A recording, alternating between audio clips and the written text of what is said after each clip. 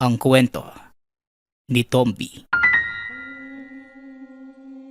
Ang kwentong ito ay hango sa totoong buhay. Mula ito sa isa nating tagapakinig. Karanasan ito ni Allen. Walang eksaktong taon. Probinsya ng Iloilo. Kumpara sa mga mutya na tinatangan ng karamihan ng antingero, ginagawang palawit sa kwintas ang mga ito. Subalit ang kay Mang Matias, nakabaon sa sariling gawang arnis. Nagtatanda ang mga tao sa lugar, lalo na kapag ang nasabing matanda ang pinag-uusapan. Hindi ito tinatabla ng anumang apoy. Bagaman na nagdiliya pa, ang bali-balita'y ipinaglihis sa apoy noong ipinagbubuntis pa lamang. Ngunit hindi nila alam ang totoong kwento. Bata pa lamang si Mang Matias, napansin na ng ina ang pagkahilig sa apoy. Sa tuwing magluluto o magsusunog sa labas, palagi itong nakaabang. Sa takot na baka may masamang mangyari sa bata, inilalayo niya ito. Ngunit dahil sa lakas ng iyak, ibinabalik din at binabantayan na lamang ng maigi. Sa paglipas pa ng panahon, mas lalong lumala ang pagkahilig na ito. Sa gabi ilang gasera ang sinisindihan dahil gustong-gustong makakita ng apoy sa paligid. Nababahala ang ina. Hindi normal sa isang bata ang ganon. Kaya naman sinubukang patignan sa kakilalang manggagamot. Ngunit sa halip na suriin ang kalusugan, binigyan ito ng mutya. Ang sabi nito, isa itong kakayahan, bagay na hindi dapat baliwalain dahil malaki ang tulong sa lipunan. Ang manggagamot din ang palihim na sumasanay kay Mang Matias noong araw para mas maging mahusay na antingero at manunugis na mga aswang sa hinaharap. Hindi nga nagtagal, natutunan ang dapat matutunan at nabibilang sa hanay ng magaling na mamumuksa. Boy, talaga bang hindi tinatabla ng apoy yan si Mang Matias? Parang imposible naman yun. Tao siya at hindi bakal. Maski bakal nga rumurupok din minsan.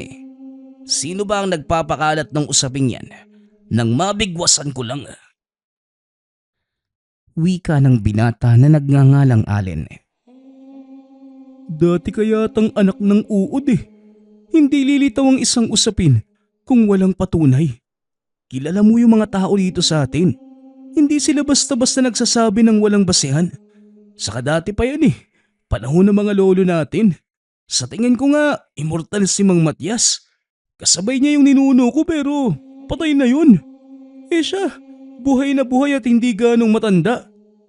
Ano kayang sikreto niya, no? Tugon ng kasamang nagngangalang Boy. Kasalukuyang nakalambitin sa puno ng mangga ang dalawa habang nakatitig kay Mang Matias na nag-aararo sa bukid. Mag-isa na lamang sa buhay ang matanda at upang matugunan ang sariling pangangailangan, patuloy ito sa pagkayod. Boy, paano kung subukan nating sunugin si Mang Matias para malaman natin kung tinatablan ba o hindi? Wika ni Allen. Dahil sa sinabing ito ng binata, kamuntikan pang bumitaw sa kinakapitang sangsiboy. Gulat na gulat sa sinabi ng kasama. Alam mo, siraulo ka bala Ikaw kaya yung sunugin ko. Parang tanga lang Bahala ka nga dyan. Bababaliw lang ako sa pinagsasasabi mo Umuwi ka na nga lang kung kailan mo gusto. Tugon ni Boy.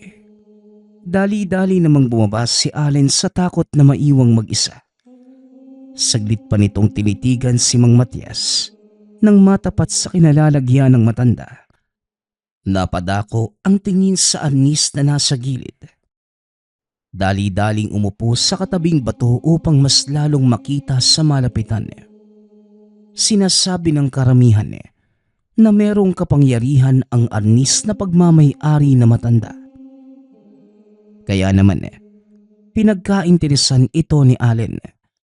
Dahan-dahang inabot ng kamay, ngunit hindi magawang mahawakan dahil kagad kinukuha ni Mang Matias. Dali-dali itong tumayo, lumingon sa kaibigang si Boy na hindi makapaniwala sa ginawa niya. Hindi ka ba naiinitan sa panahon ngayon, bata? Mas mainam na umuwi ka at uminom na maraming tubig. Baka matuyo ang lalamunan mo sa matinding init ng panahon. Wika ni Mang Matias na hindi nag-abalang tumingin sa binata. Dinampot nito ang mga kagamitan at saka lumakad. Hila-hila rin ang kalabaw. Ante ka talaga? Nabubuang ka na yata eh. Paano kung nagalit si Mang Matias sa'yo?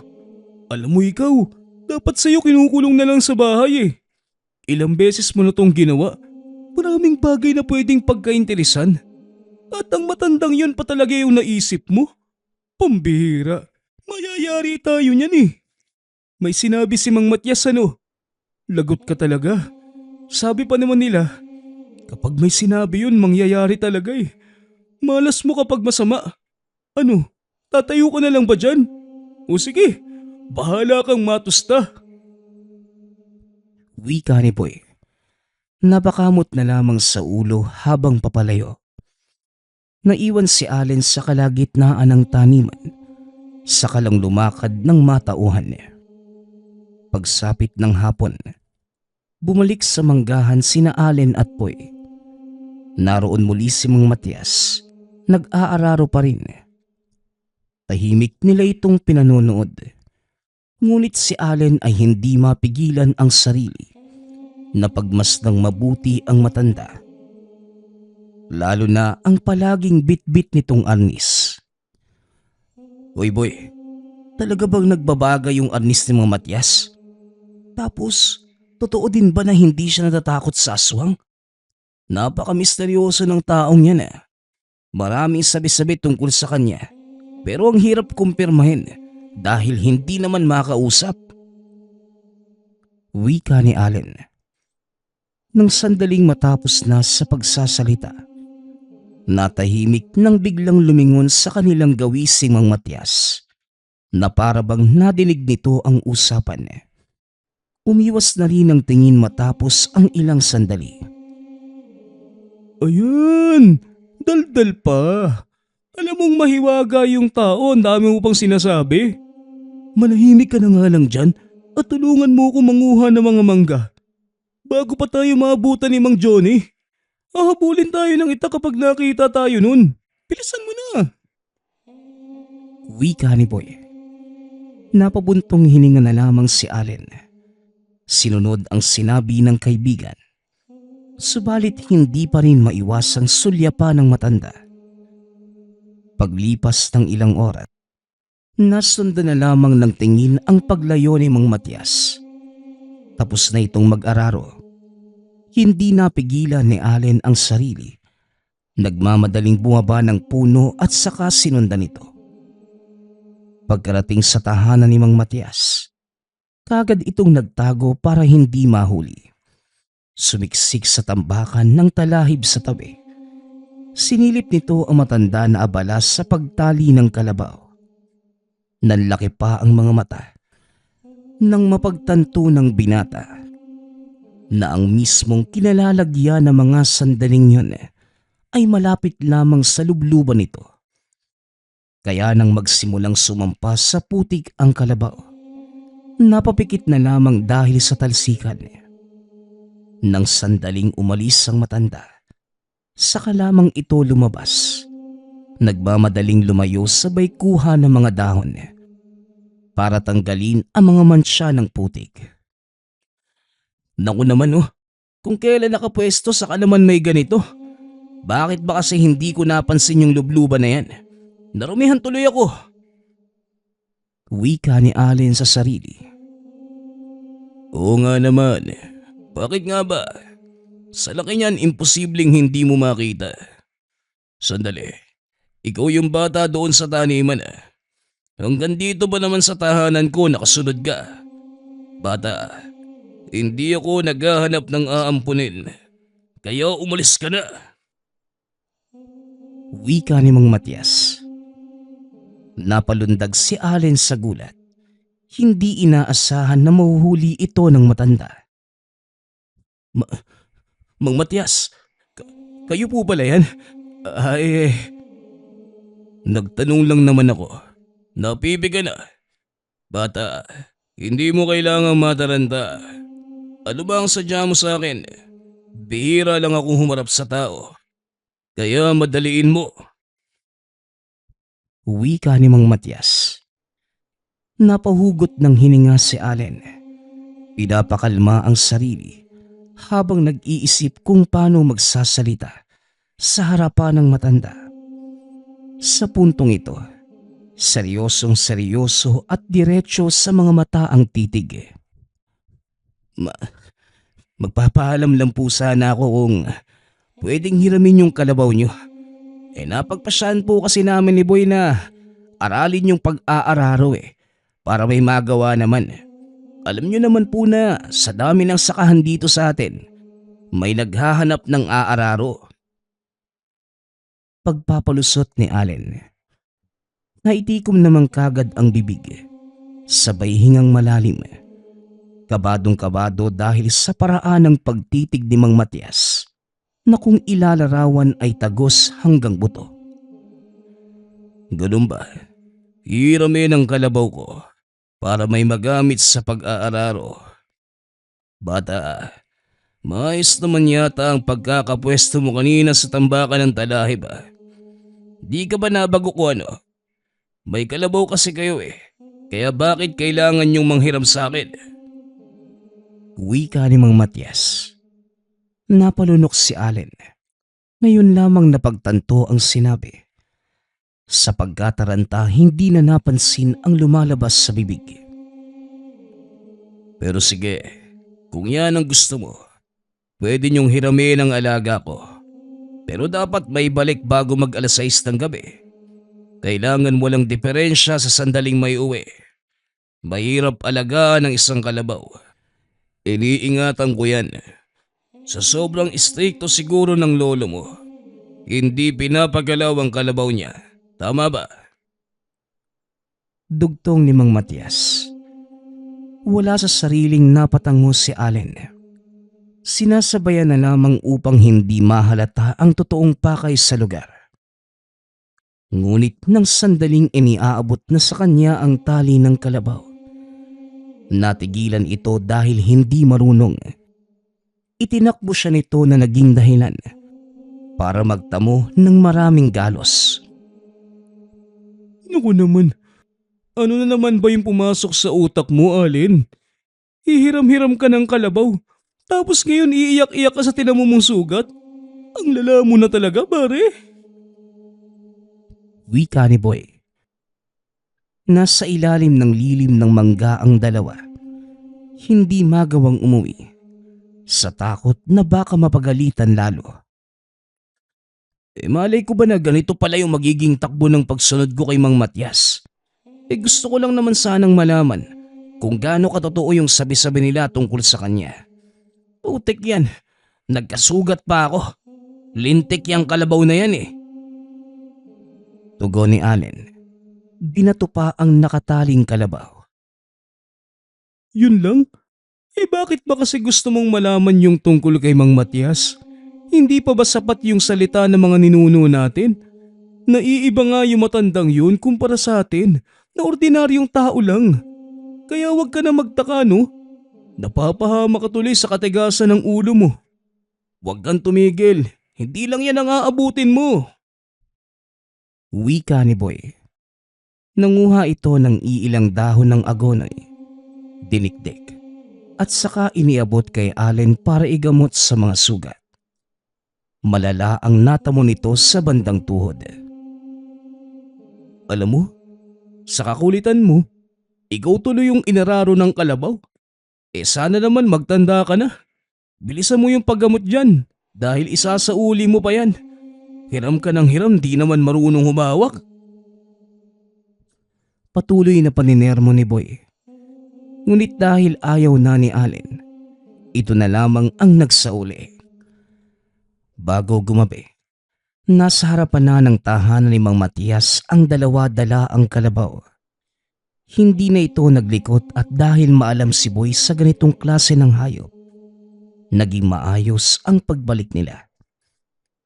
Habang hinihintay na matapos ang pagtali ni Mang Matias sa alaga, sinamantala ni Allen ang pagkakataon na masilip ang loob ng tahanan.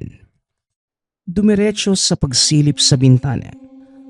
Sinuring maigi ang bawat sulok hanggang sa dumako ang paningin sa arnis na nakapatong sa lamesa. Sa pagkakataong ito, malinaw na nakita ang kumikislap na bato sa gitna. Tinitigan niya itong mabuti, ngunit hindi tumagal dahil nahuli ito ng matanda. Aba, masyado yatang mausisa yung kaibigan mo, bata. Mas mabuting umalis na kayo. Huwag na kayong babalik dahil hindi ko nagustuhan ang kilos nito. Wika ni Mang Matias. Pasensya na po kayo. Mang Matias, alis na po kami ha. Hindi na kami babalik. Tara na, Allen. Inila ni Boy ang kaibigan. Pahirapan pang kinaladkad dahil nagpupumilit makawala sa pagkakahawak. Alam ko na kung saan galing yung taglay na lakas ni Mang Matias, Boy. May nakita akong kumikislap na bato. Nakabaon mismo doon sa arnis. Hula ko doon nagmumula yung kakayahan niya Wika ni Allen. Napakamot na lamang sa ulo si Boy dahil sa sinabi ng kaibigan. Hindi na ito nakapigil na makaltukan. Kita mo naman kung paano tayo tignan ni Mang Matias kanina. Tapos may gana ka pang magsabi ng ganyan? Hindi ka ba nadadala sa tinamumong sugat? Tono ng pananalita at titig ng matandang yun. Naku Allen, mapapahama ka lang yan. Pati ako nadadamay pa sa ginagawa mo Magpaawat ka na nga. Tugon ni Boy. Hindi talaga Paano nga? Kung doon talaga galing yung taglay na lakas ni Mang Matias. Gusto ko lang namang malaman kung ano yung bato na yun Hindi siya tumatanda sa edad niya ngayon. Sabi niyo pa, hindi tinatabla ng apoy. Tapos kinakalaban ng mga aswang. Lahat ng yun imposible Gusto ko lang naman ng patuna. Isang salita mo pa, hindi lang kita kakaltukan. Ilulublob talaga kita sa putikan. Ang angas mo naman. Sabing tumigil ka na Ano naman kung sa batong yun magmula yung tinataglay ni Mang Matias? Labas ka na sa buhay na matandang yun. Wika ni Boy. Napabuntong hininga na lamang si Allen. Ngunit sa tulak ng kuryosidad, nais nitong malaman ang katotohanan tungkol sa pagkatao ni Mang Matias. Nang walang pasabi, tumaripas ito ng takbo pabalik sa tahanan ng matanda. Lintik ka talaga. Bahala ka na nga sa buhay mo. Labas na ako sa kung ano man yung kahinatnan ng katigasan ng ulo mo Wika ni Boy. Umuwi na rin nang hindi na matanaw ang kaibigan. Sa kabilang banda, matyagang nag-abang si Allen sa paglabas ni Mang Matias. Inabot siya ng ilang oras, ngunit hindi pa rin subuko kahit inaantok na. Nagising din ang diwa nang makitang nagmamadali itong umalis. Bit-bit ang mahiwagang arnis. Sa sobrang bilis ng pagtakbo ay hindi na halos maabutan ang matanda. Kung hindi lang nadinig ang daing ng isang nilalang, tuluyan itong maliligaw sa kagubatan. Nang matunton ang kinilalagyan ni Mang Matias, kagad nagtago si Allen dahil lumilingon ito habang hawak sa ulo ang isang aswang. Dahan-dahang ding tumayo sa takot. Ilang sandali pa, pinagpapalo ng anis ang nilalang hanggang sa tuluyang nadurog ang ulo. Pagkatapos, saglit itong natigilan Maging si Allen na nasa kalayuan ay kinilabutan sa biglaang pag-iba ng hangin. Mararamdaman sa buong paligid ang matinding kilabot. Tinalasan na lamang ang paningin nang madinig ang sunod-sunod na kaluskos. Pagkatapos ay ang pagsasalita ni Mang Matias. Huwag mo na akong pagtaguan. Alam kong nasa paligid ka lang. Magpakita ka na bago maubos ang pasensya ko. Maiksi lang ang baon ko ngayon. Wika ni Mang Matias habang palingalinga sa paligid. Sa tuwing may kakaluskos, napapatingin na rin si Allen. Hindi na nagustuhan ang nararamdaman ng mga sandaling yun. Hindi lang dahil sa takot na nadarama, pati na din sa presensya ng nilalang. Kalaunan, napasigaw si Mang Matias sabay hawak sa sariling pisngi. Dali-dali itong tumayo mula sa pagkakatumba nang banggain ng kung sino. Ngunit sa sobrang bilis ay hindi ito nakita. Yan na naman ba ang pakulo nyo? Wala nang nagbago sa lahi niyong mga aswang. Papahirapan pa ako mahuli. Mamamatay ka rin naman sa dulo. Maging patas na lang kayo. Tumito ka na at magtuos tayong dalawa. Masyado nang madaya ang ginagawa nyo. Wika ni Mang Matias sa hangin. Hanggang sa muling kumaluskos. Sa pagkakataong ito, kumilos na ang matanda. Hinanap sa paligid ang pinagmumula ng ingay. Samantalang si Ali naman, dali-daling sumiksik sa nagyayabungang damo sa tabi upang maiwasang mahuli para na din maging ligtas mula sa nilalang. Sinuri ni Mang Matias ang bawat sulok ng gubat. Pinagahampas ng arnis ang mayayabong na damot halaman para makasigurado.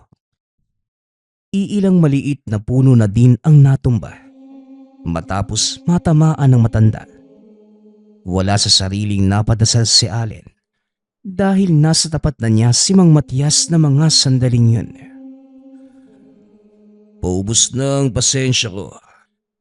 Kaya lumabas ka na dyan. Huwag mong hintayin na ako pa ang makahanap sa'yo. Hindi mo magugustuhan ang gagawin ko, bata.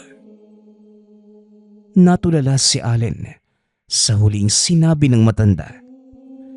Naguluhan tuloy ang binata kung sino ang hinahanap nito. Ang nilalang ba na gumagawa ng kaluskos o siya na nagtatago? Napatanda na ito ng krus. Kumapit na lamang sa mga dasal.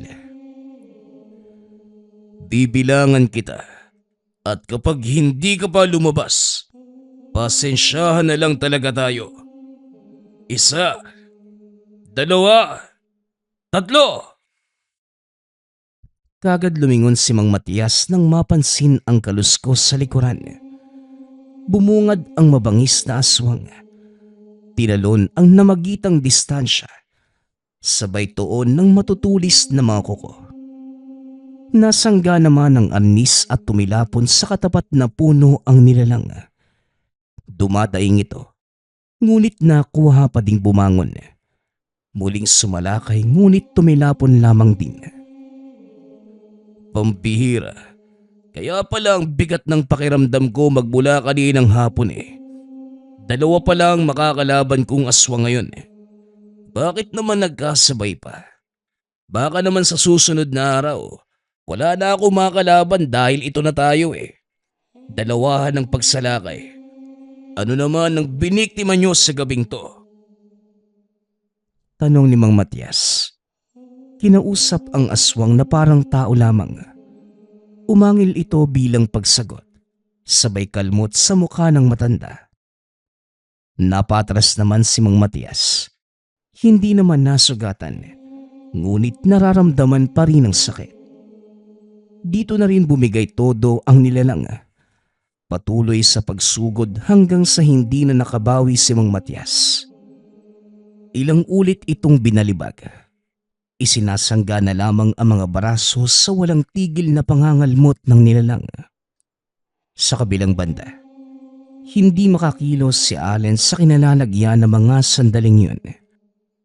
Titig na titig sa nangyayaring sagupaan, ngunit wala naman itong magagawa.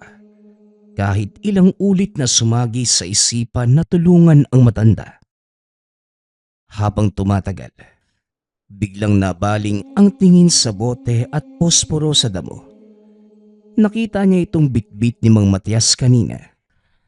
Sinadya niya itong itabi. Mas lalong naguluhan kung ano ang gagawin. Nang pagbaling dito ay nakabaluktot na lamang sa lupa habang walang tigil na kinakalmot ng aswang. Bahala na nga.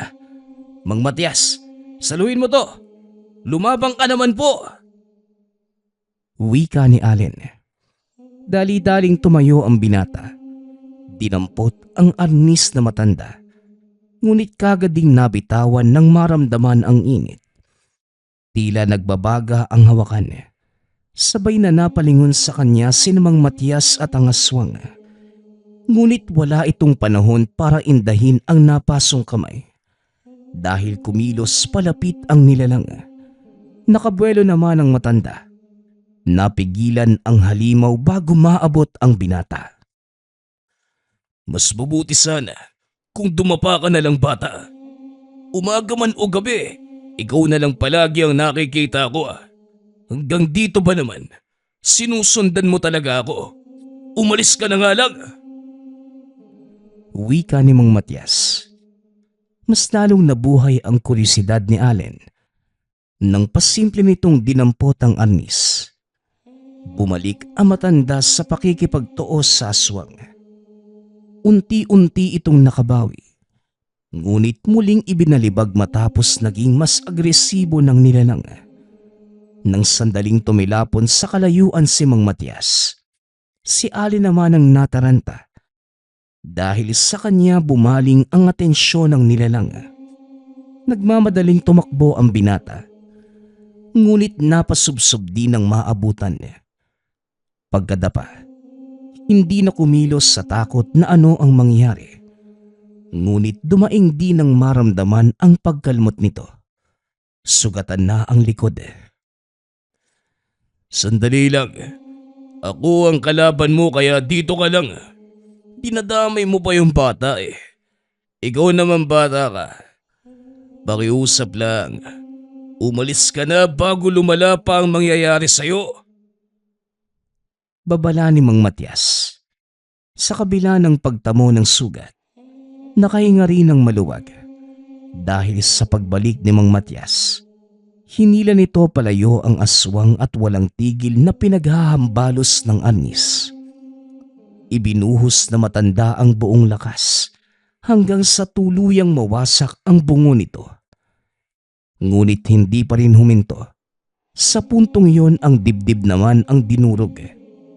Makalipas pa ang ilang sandali, natapos din ang sagupaan.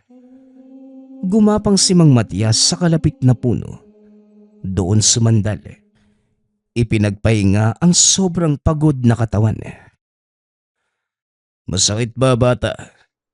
Sabi ko naman kasi sa'yo, huwag kang masyadong magpapadala sa kuryosidad mo. Dati ko pa napapansin yung tinginan mo sa akin eh. Pero hindi ko pinuna sa pag-aakalang hanggang doon lang yun. Hindi ko inaasahan na aabot tayo sa ganitong punto. Halika nga, tignan natin ang sugat mo. Wika ni Mang Matias. Dahan-dahan namang lumapit si Allen sa matanda.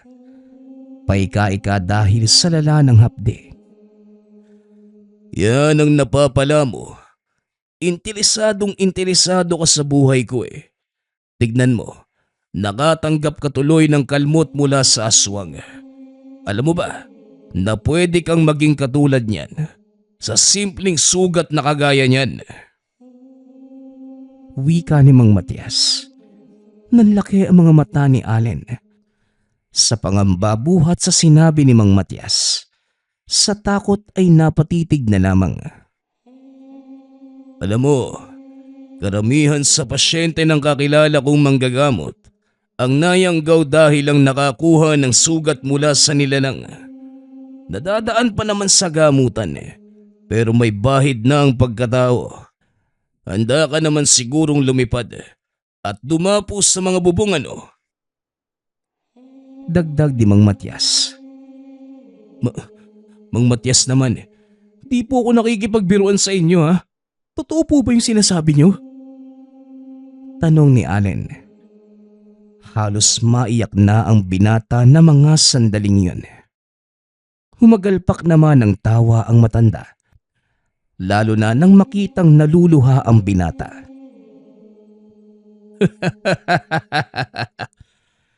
Kalalaki mong tao, umiiyak ka? Bata, pigilan mo mga luha mo. Hintayin mo ko. Tatapusin ko lang tong nasimulan ko. Wika ni Mang Matias. Napaupo na lamang si Allen sa isang tabi. Iniinda pa rin ang sugatang likod. Pinanood niya si Mang Matias na nanguha ng tuyong dahon at sanga. Itinambak ito sa bangkay ng mga aswang at saka sinindihan. Inihagis naman ni Allen ang bote na may lamang likido ayon sa utos na matanda. Hindi napansin na nakabukas kaya natapon. Napahilamos ito sa mukha ng matanda. Anak nang, ang sabi ko, ihagis mo lang. Pinaliguan mo na ako ng... Hindi natapos ni Mang Matias ang sasabihin nang biglang kumalat ang apoy mula sa tuyong dahon papunta sa kanya. Gaas pala ang laman ng bote. Kalmado pa ito noong una. Ngunit nagmamadali ring inapula sa pamamagitan ng paulit-ulit na paggulong sa lubluban ng kalabaw sa unahan. Pagkaahon nito, sa kanya sinermonan si Allen. Ay nako, nakakapagod ng magsalita. Kaya pala lampasin ko ang ginawa mo. Kung hindi lang ako mahihiyang maglakad pa uwi na walang saplot sa katawan, hahayaan ko lang yung apoy. Nang dahil dito naubos tuloy yung buhok. Ano bang ginagawa mong bata ka? Wika ni Mang Matias. Nakayuko namang humingi ng paumanhin ng binata. Makalipas ang ilang sandali, umuwi na rin ang dalawa. Dumiretso sa tahanan ni Mang Matias. Dito nito ginamot ang sugatang likod ni Allen. Kinabukasan na nakabalik dahil nakatulog. Uy, saan ka galing kagabi? Ang aga nagpunta sa bahay ng lolo mo eh. Hinahanap ka? Pati nga ako napagalitan eh. Wala naman akong alam. Ano bang pumasok sa isipan mo para mawala ka ng buong gabi? Ikaw Allen ha? Habang tumatagal para ka nang nagiging ewan. Wika ni Boy. Nakapagsabi na ako kay Lolo. Inabutan lang ng antok sa kung saan. Doon ako nakatulog kaya hindi nakauwi. Tugon ni Allen. Talaga ba? O baka naman sa bahay ni Mang Matias nakatulog? Ano namang ginagawa mo doon? Pahama ka talaga eh, no? Kapag ako nadamay dyan sa kalokohan mo, magkalimutan na tayo. Ang tigas pa naman ng ulo mo. Hindi ka madadaan sa pakiusap eh. Muling wika ni Boy. Hindi na lamang sumagot pa si Allen. Nagkaroon ng kasunduan sa pagitan nila ni Mang Matias.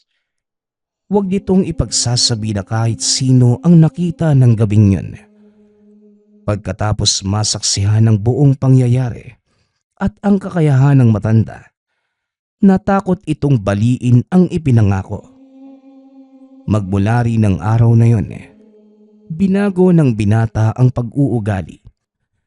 Natutong pigilan ang kuryosidad sa pangamba na mapahamak muli. Lahat ng pangaral ni Mang Matias ay tinandaan at hindi na nangelampas sa buhay na matanda kahit kailan. Magkaibigan pa rin naman, ngunit umiiwas lamang sa posibleng masamang mangyari. Ang susunod nating kwento ay mula sa isa nating tagapakinig. probinsya ng Catanduanes. Alas 5 pa lamang na madaling araw ay gising na ang binatilyong si Dario. Sa tuwing ganitong oras, abala na ito sa paghahanda ng ipapakain sa mga alagang ibon. Ang hanap buhay kasi kasama ang amang si Lazaro ay pagbabantay ng halos 30 iba't ibang klaseng ibon na pagmamay-ari ng isang konsehal sa baryo. Tuwing sasapit naman ang alas 6, nag-uumpisa na ang dalawa na magpatuka sa mga ibon. Ang mga naturang alaga ay hindi naman pinagkakakitaan ng amo.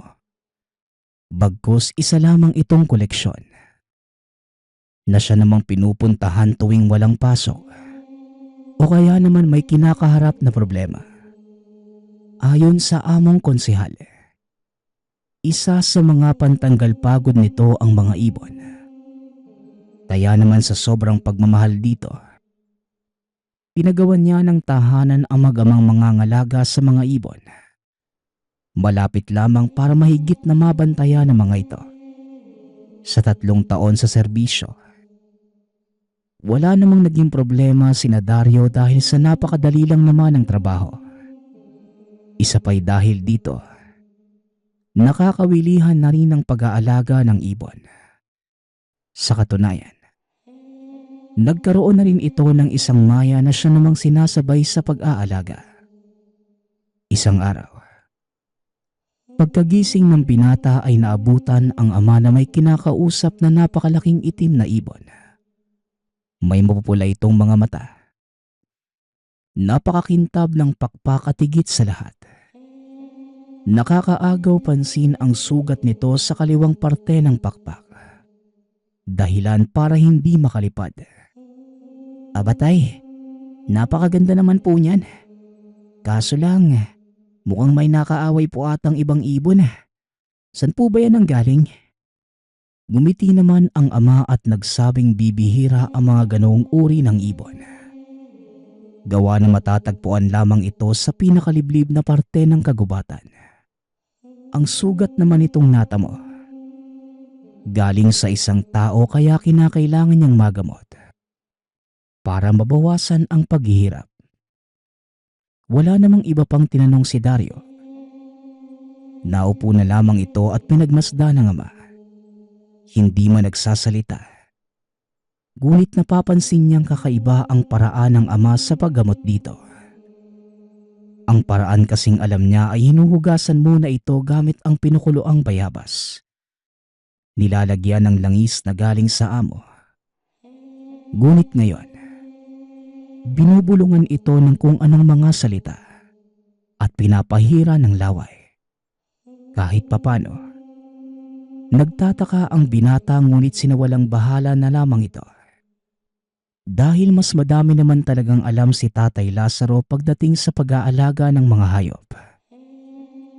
Matapos naman ang panggagamot, pinakawalan na ito at nanlaki ang mga mata ni Dario nang makitang tuwid na itong lumilipad. Dala ng pagkamangha, mas lalong tumaas ang tingin sa ama ng mismong panggagamot na yon.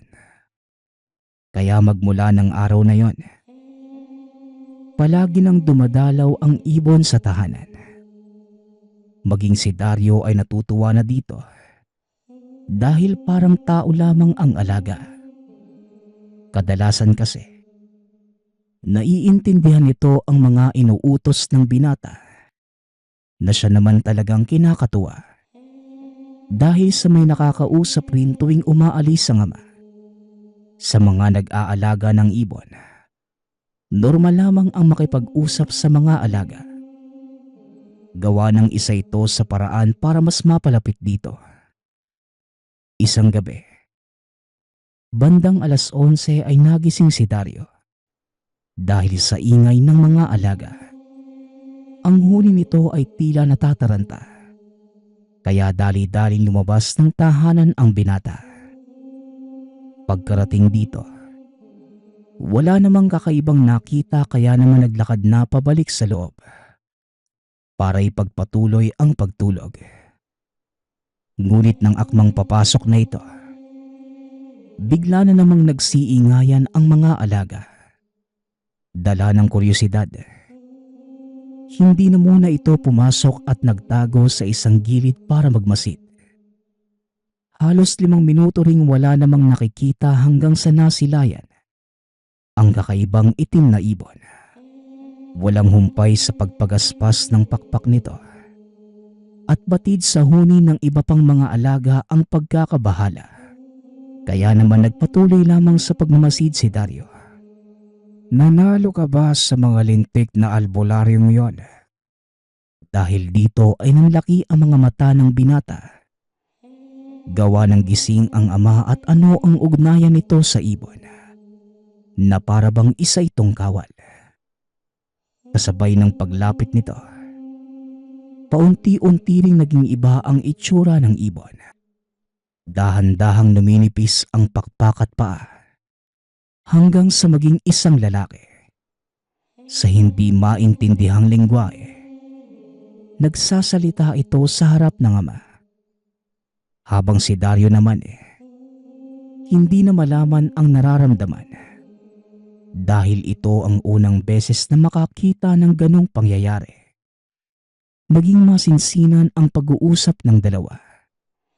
Kaya halos manlamig ang mga pawis ng binata dahil paunti-unti nang napagtanto na hindi ordinaryong hayop ang naturang ibon.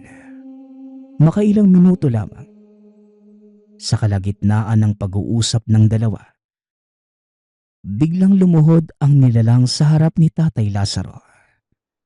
Matapos ay diretso na itong tumakbo papalayo. At hindi kalaunan, nakita na naman ni Dario ang paglipad ng napakalaking itim na ibon. Nang akmang papasok na sana ito, nagulat siya nang magwika ang ama. Alam ko, Daryong, nakita mo ang pangyayari. Huwag ka sanang magkakamali na ipagsabi ito kahit kanino. Dahil kahit anak pa kita, hindi ako magdadalawang isip na ituring kang kalaban. Dahil sa batid ng binata na seryoso ang ama, hindi na nagsalita pa si Dario. Dumiretso na ito sa kwarto at hindi naman mapakali dahil sa mga nangyari. Ayon sa binata, nang gabing yon ay paulit-ulit na umiikot sa isipan kung may saaswang ang ama. Dahil nakakausap nito ang ibon at galit sa albularyo. Halos 2 oras pa ang tinagal ng pag-iisip ni Dario hanggang sa napilit ang sarili na makatulog. Nang sumunod na araw, naabutan ang ama na may hinihilang sako. Sa pagtitig pa lamang ng binata, may napansin na ito na mga dugong tumutulo sa ilalim. Kaya naman, lumapit ito dahil baka may mga ibong namatay. Atay, pwede ko po bang makita yung laman ng sako? May mga namatay po bang ibon? Tumango naman ang ama at pinagbuksan ang sako. Halos manghina naman ang mga tuhod ng binata nang makita sa ibabaw ang ulo ng kilalang albularyo sa lugar. Hindi na ito nakapagsalita pa dahil sa sobrang takot at kilabot na naramdaman. Samantalang ang tatay naman, humahalakhak ng napakalakas na tila tuwang-tuwa sa dala. Pinatabi na nito si Dario at naglakad papunta sa likod ng tahanan, kung saan may daan papunta sa loob ng gubat. Buong maghapong nanatiling walang imik ang binata. Wala ring tigil sa kakaisip dahil sa hindi lubusang mapagtanto ang mga nangyayari. Simula pa kagabi, hindi rin naman magawang umalis sa poder ng ama dahil ito na lamang ang katuwang sa buhay.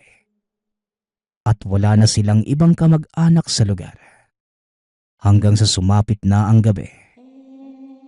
Habang pinapakalma ni Dario ang sarili, bigla na namang gumawa ng huni ang mga alagang ibon dahil sa nakita kagabi. Hindi na ito nagtangkapang lumabas ng tahanan. Ngunit halos 1 oras na ang nakalilipas. Hindi pa rin matahimik ang mga ito at may narinig siya ng mga kaluskos. Kaya kahit natatakot ay nagpa siya na lumabas ng tahanan para tignan kung ano ang nangyayari. Habang naglalakad, kinondisyon na ang sarili na wag nang mabibigla pa. Dahil sa alam ng ibong nagbabalat kayo ang makikita. Ngunit hindi inaasahan ni Dario na doble-dobleng bilang ng mga ibon ang masisilayan. Halos nasa 20 ang bilang. Lahat ay purong itim na nakapalibot sa nakatayong ama. Kitang-kita ng 2 mata nito ang biglaang pagpapalit ng anyo ng mga ibon. Dahil sa hindi nagpa siyang lumapit pa. Nanatili lamang ito sa isang tabi at patuloy na nagmasid.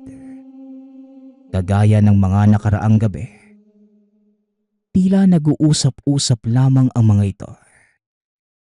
Hindi na inantay pang matapos at bumalik na sa kwarto si Dario.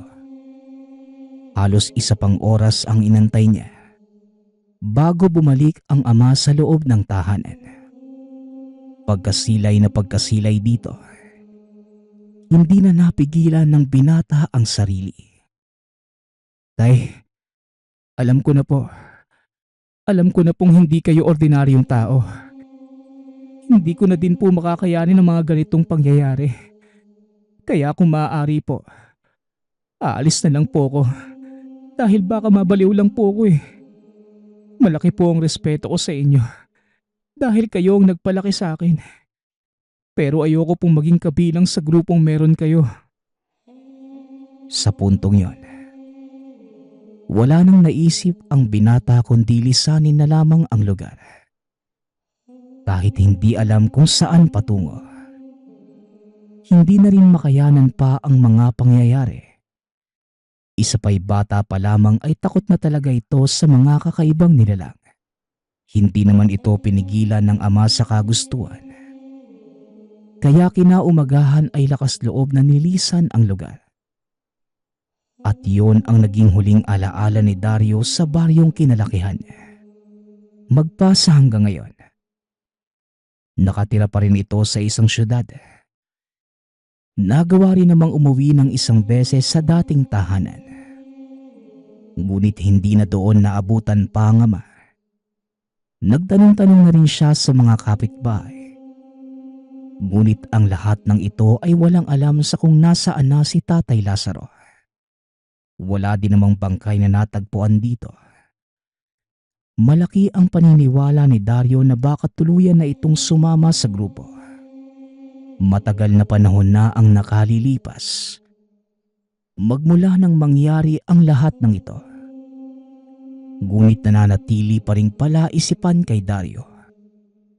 Kung ano nga ba talaga ang ugnayan ng ama sa mga nilalang. Lalo pat hindi naman ito nakita bilang isang aswang. Samantala, kahit pa matanda na, hindi na muli pang nag-alaga ng ibon si Dario.